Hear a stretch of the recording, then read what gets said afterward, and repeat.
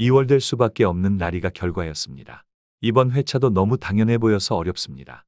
대거 홈팀의 강세가 예상되는 구매지가 저 또한 그려졌고 최대한 이변 생각하며 구매를 해도 이대로 나오다간 1등이 셀 수 없이 많이 나올 것 같은 회차입니다.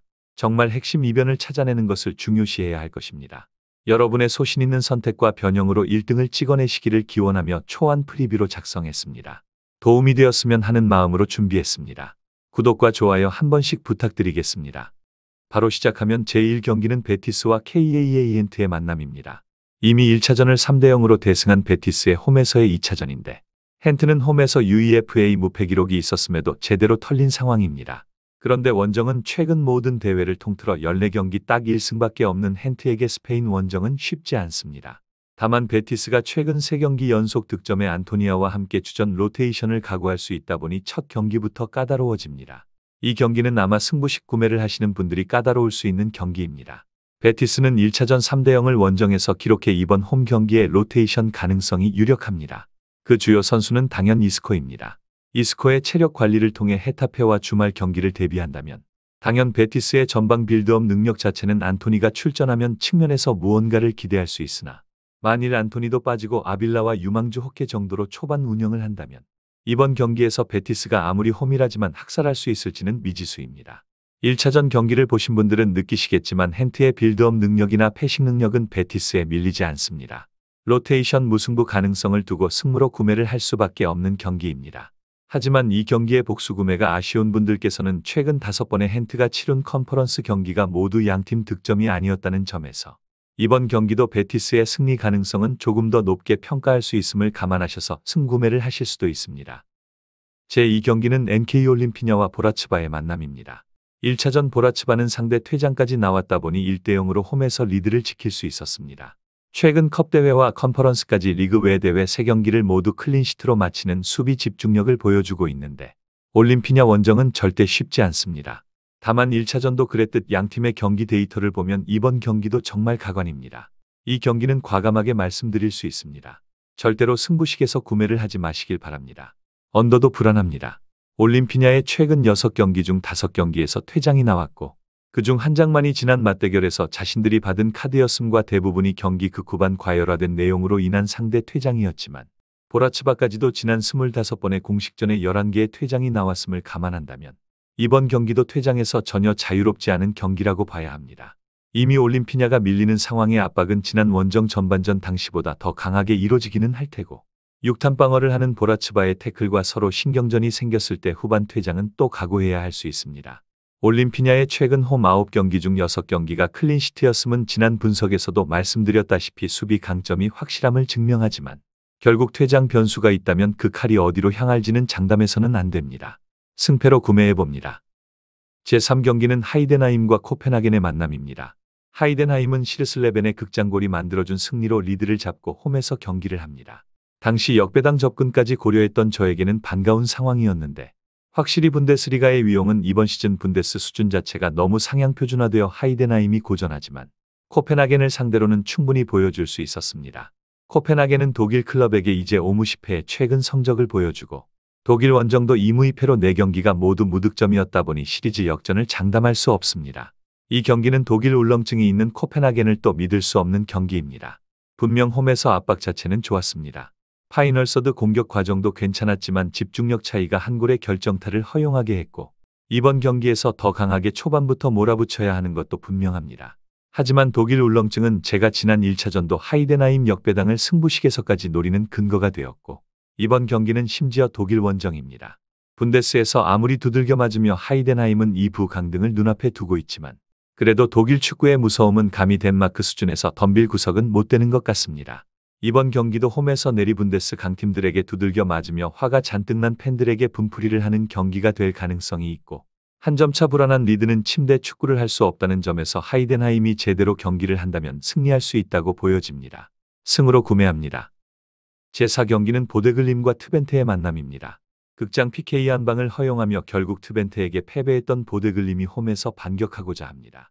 이번 경기는 아마 트벤테 원정에서의 경기보다 더 보는 맛이 있을 것으로 예상되는데 트벤테가 이미 마지막 UEFA 대회 2연승은 무려 1978년까지 거슬러 올라가야 하고 PK 상황 전까지 서로 팽팽한 경기를 펼침과 동시에 양팀 평균 득점 수준은 어느 결과가 나와도 이상하지 않게 합니다. 이 경기는 보데글림이 정배당을 받을 만합니다. 확실히 포르투도 두들겨 패던 보데글림의 홈 경기력은 절대로 무시할 수 없습니다. 하지만 트벤테는 노르웨이 클럽에게 2승 1무로 역대 패배가 없다는 것을 한 경기 늘려놨고 이번 경기에서도 한 점차 리드라면 절대 지는 상황을 만들고 싶지는 않을 것 같습니다. 확실히 그런데 스테인이 유로파에서 너무 못해주고 있는 것이 아쉽습니다. 지난 주말 리그에서 또 득점을 올리며 홈에서 승리를 만들어냈던 스테인과 트벤테인데 유로파에서는 이 득점이 나오지를 않고 있기에 이번 경기도 이기는 것은 불가능하지 않을까 고려합니다. 다만 보데글림의 지난 홈 10경기에서 평균 득점이 무려 4.4골이나 나오는 난타전으로 이뤄지고 있고 이번 경기 두 팀의 성향을 감안한다면 개인적으로는 2대1로 연장 승부까지 감안해야 하는 승의 구매가 가장 유력해 보이지만 이미 양팀 득점 성향을 봤을 때 어떤 결과가 나와도 이상하지 않습니다. 승패로 복수 구매합니다. 제5경기는 갈라타사라이와 알크마르의 만남입니다. 1차전의 퇴장으로 경기가 터져버린 두 팀의 만남입니다.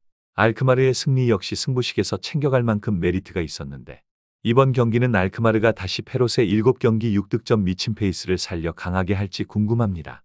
이미 점수차가 너무 큰 와중 갈라타사라이는 오시멘이 돌아옵니다.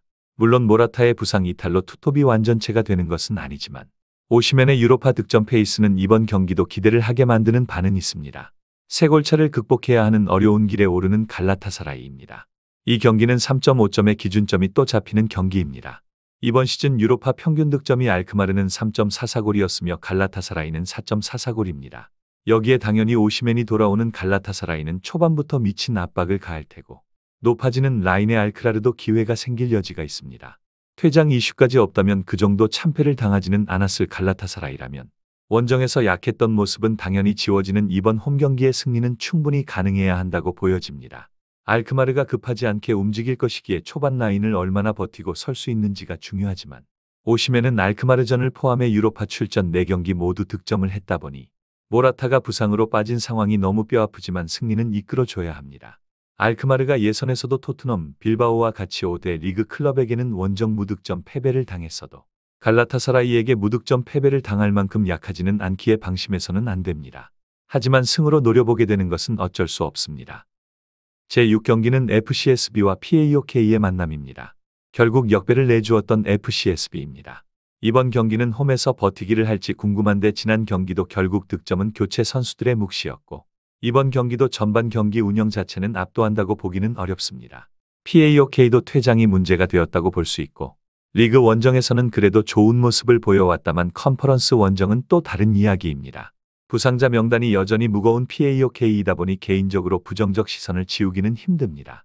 이 경기는 FCSB가 부상 병동의 PAOK를 상대로 퇴장 행운과 함께 2대1로 리드를 원정에서 잡아온 후 경기입니다. FCSB가 겨울방학 이후 메뉴와 유로파 경기 이외 4승 3무로 패배를 잘 피하고 있는데 이번 경기도 냉정하게 바라본다면 무승부로 가져가야 합니다. 실제 FCSB는 UEFA 대회 본선 진출 시즌의 1라운드와 2라운드를 모두 승리한 것은 20년 전이 마지막이라는 것도 거슬립니다. 그나마 PAOK는 제가 지난 경기 무패로 접근할 수밖에 없었던 루마니아 클럽을 상대로 한 이제 더 늘어난 5경기 4패의 상성 약세를 가지고 있고 리그 원정에서는 승리를 쌓으며 순위를 올리고 있으나 UEFA 대회에서는 원정 6경기 1승 5패로 흔들리고 있다는 것. 그리고 부상병동이라는 요소까지 감안한다면 이번 경기도 쉽지 않습니다. 다만 부상으로 기회를 잡은 사마타가 제대로 선발로 활약하기 시작한 3경기의 4골 1어시로 다시 불타고 있고 이번 경기 1대1로 끝날 가능성을 염두하게 됩니다. 무로 구매해봅니다. 제7경기는 AS 로마와 포르투의 만남입니다. 홈에서는 최근 8경기 7승 1무의 로마입니다. 1대1로 1차전을 마치고 돌아온 홈에서 포르투를 잡고자 합니다. 유로파에서도 홈 16경기 14승 1무 1패의 압도적 성적을 보여주는 전통의 유로파 강팀인 로마인데 포르투는 이탈리아 원정 10경기 2승 3무 4패로 약한 바가 있습니다. 그래도 희망적인 것은 디발라의 부상 회복 여부가 결정되지 않은 로마인데다 주전 미드필더들의 출장 징계가 있다는 것에 변수를 노려봅니다. 이 경기는 무승부를 고려해야 합니다. 로마가 아무리 홈에서 최근 7승 1무 무패의 포르투가 유로파 16경기 2승 5무 9패의 최근 성적을 가지고 있다지만 로마는 현재 디발라가 부상으로 출전이 불투명하고 크리스탄테와 살레마키어스는 징계로 나오지 못하는 이번 경기입니다. 주말 도브비크 휴식을 포함해 어느 정도 대비를 해주는 모습을 보여주었던 라니에리 감독이다만 포르투도 1대1로 경기가 균형을 잡고 있는 상황에 이번 라운드를 그냥 내어줄 수 없습니다. 하지만 결국 결정력은 오모르디온도 아무것도 보여주지 못했고 로마의 정규 시간 내 패배라는 결과는 포르투가 만들지 못할 것 같습니다. 하지만 또 이변은 나올 수 있습니다. 이 경기를 로마의 승으로 간다고 과감하게 말하지 못하는 것은 포르투의 퇴장 기록 때문입니다. 지난 1차전도 마찬가지였지만 포르투의 최근 8경기에서 무려 7장의 퇴장이 나왔습니다. 승무로 고려해야만 합니다. 제8경기는 야기엘로니아와 TSC 바치의 만남입니다. 야기엘은 바치의 흔들리는 수비를 제대로 공략했고 대승을 거두었습니다. 이제 홈에서 경기를 펼치는데 최근 11경기 7승 3무로 무패 행진입니다.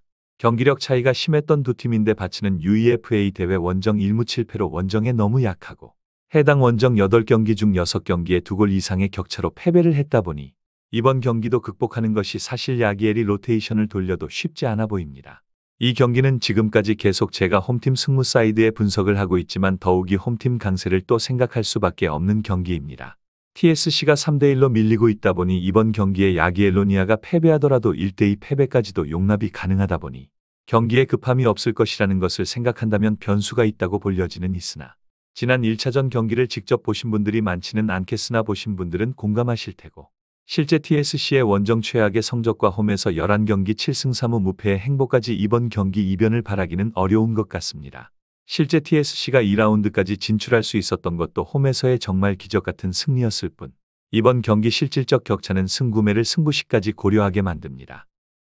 제9경기는 아포엘과 NK 첼레의 만남입니다. 먼저 아포엘은 이번 경기가 홈이라는 점에서 많은 것이 유리해진다고 볼 수는 있습니다.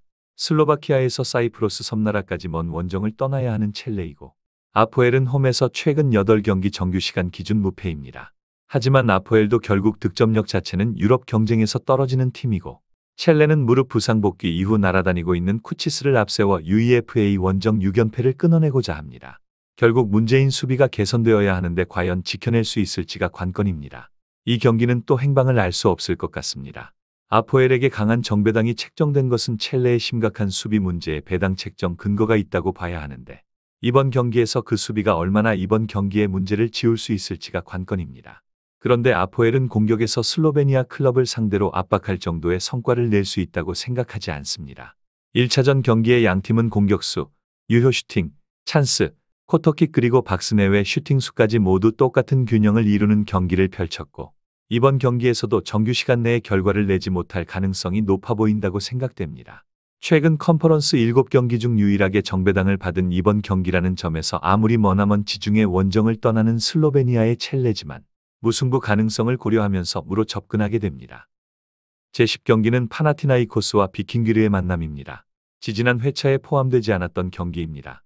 당시 미친 역배를 띄워버린 비킹귀르가 한 골 앞서는 1차전 결과인데 파나티나이코스가 지난 8월 26일부터 지금까지 홈에서 딱 1패만을 기록하고 있습니다. 아일랜드 클럽 역대 최초로 UEFA 본선 데뷔 첫 승리를 만든 비킹귀르이고 기세등등하겠지만 냉정하게 생각하면 전반부터 버티는 축구를 할 수밖에 없는 현실입니다. 이 경기는 설마 또다시 파나티나이코스가 패배할까 생각해보는 경기입니다. 비킹귀르는 예선에서도 원정 딱 한 골만을 기록하며 공격에 약한 모습을 보여주고 있고 홈에서 파나티나이코스는 16경기 무패 행진을 달리고 있습니다. 이번 경기에서 또 역배당이 나오는 것은 상상하기 힘듭니다. 무득점 0대0 경기도 딱 한 번뿐이었다는 점에서 도저히 역배당은 고려할 수 없는 경기입니다. 긴 말 없이 승으로 구매합니다. 제11경기는 풀젠과 페렌츠바의 만남입니다. 풀젠은 지난 1차전에 페렌츠바의 수비를 뚫지 못하고 결국 0대1 패배를 당했습니다. 하지만 홈에서는 안도레우트와 소시에다드까지 잡았던 기세를 가지고 있고 페렌츠바가 유로파 원정 12경기 3승 9패로 원정에 너무 약하다는 것에서 배당이 갈렸습니다. 그리고 해당 12경기에 페렌츠바는 단 한 번도 전반전에 득점을 하지 못했는데 이번 경기도 킨 감독이 1월 부임 이후 원정 3경기 무승을 달리고 있다는 점까지 여러모로 쉽게 다음 라운드 진출을 하지 못할 상황에 처했다고 보여집니다. 이 경기는 풀젠이 이미 0대1로 뒤처진 상황에 바로 잡아야 하는 공격은 더 조급할 수밖에 없습니다. 확실히 전반 한 골만 넣어준다면 풀젠은 속편할 수 있습니다. 이는 페렌츠바가 유로파 원정 12경기를 치르며 무려 3승 9패의 처참한 승률을 보이고 있고 승리한 3승을 포함해 전경기 전반전 무득점을 기록했다는 것에 근거합니다. 1월 부임한 킨 감독도 아직 원정 3경기 승리를 하지 못하고 있는 추세까지 어쩌면 풀젠의 뒤집기는 이제 시작이라고 볼 수도 있는 것 같습니다.